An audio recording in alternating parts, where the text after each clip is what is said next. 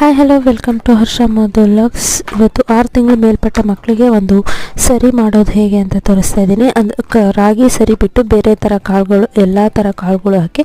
So ನಾನು ಇದರಲ್ಲಿ ಯಾವ್ಯಾವ ಕಾಳುಗಳನ್ನ ತೋರಿಸಿದ್ದೀನೋ ಆಯಾ ಕಾಳುಗಳನ್ನ ಹಾಕ್ಬಿಟ್ಟು ಚೆನ್ನಾಗಿ ಹುರ್ಕೋಬೇಕು.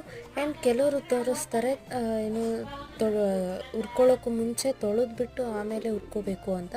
ಬಟ್ ತೊಳೆದ್ಬಿಟ್ಟು ಆಮೇಲೆ ಹುರ್ಕೊಂಡ್ರೆ ಕಾಳುಗಳೆಲ್ಲ ಮಿಕ್ಸ್ ಆಗಿರುತ್ತೆ. ಸೊ ಒಂದೊಂದು ಕಾಳುಗಳು ಉರಿಯುತ್ತೆ, ಇನ್ನೊಂದು ಕಾಳುಗಳು ಉರಿಯೋದಿಲ್ಲ.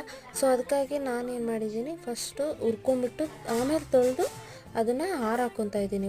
ಅದನ್ನು ನೆನೆಸ್ಬಾರ್ದು, ಸುಮ್ಮನೆ ಜಸ್ಟ್ ನೀರಲ್ಲಿ 1-2 ಟೈಮ್ಸ್ ತೊಳ್ಕೊಂಡು ಅದನ್ನು ಒಂದು ಕಾಟನ್ ಬಟ್ಟೆ ಮೇಲೆ ಹಾರಾಕೋಬೇಕು. ಆಮೇಲೆ ಅದನ್ನು ಮಿಷಿನ್ಗೆ ಹಾಕ್ಸಿದ್ರೆ ಮಿಕ್ಸಿಲಿ ಹಾಕೋಕ್ಕಾಗಲ್ಲ. ಸೊ ಮಿಷಿನ್ಗೆ ಹಾಕಿಸ್ಬೇಕು. ಆದಮೇಲೆ ನಾನಿಲ್ಲಿ ಅವನಿಗೆ ರಾಗಿ ಸರಿ ಮತ್ತು ಇದು ಹಿಟ್ಟು ಎರಡೂ ಮಿಕ್ಸ್ ಮಾಡಿ ಸರಿ ಮಾಡಿ ತಿನ್ನಿಸ್ತೀನಿ. So thank you for